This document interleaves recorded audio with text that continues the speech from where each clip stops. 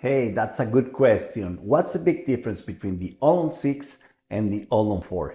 The first and most important one is going to be how many implants. Here you're going to have 6 implants and here you're going to have 4 implants. But look at the big difference, the size of the implants. Here on the All-on-6 is going to be 6 of them, but the far back ones, usually they are smaller.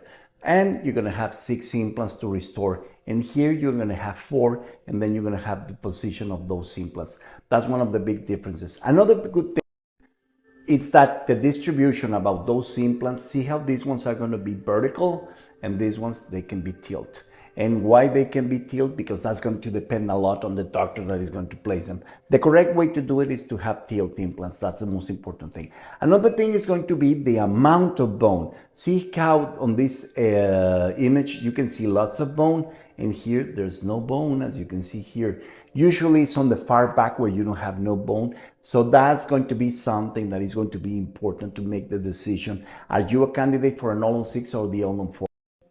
The complex about the surgery, how complex it is, sometimes it could be more complex to do an All-on-4. Why is that? Because you need to raise more the flaps to perform them, and you need to have more skills. So you need to find a doctor that performs All-on-4. Not all doctors, just the top-notch doctors, they do this, the All-on-4, because they know a little bit more about the 3D. Now, the All-on-6 is more common. Many doctors do it. And actually, when you're going to find a doctor that does that and doesn't do an All-on-4, they say that this one does not work. But that's not true. If you find the correct doctor that performs the All-on-4, they can be a fantastic solution for you.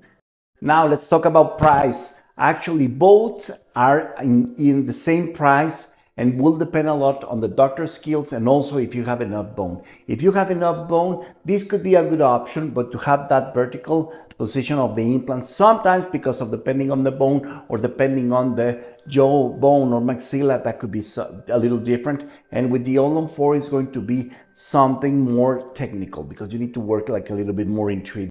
Now, for me, based on my experience, both are good.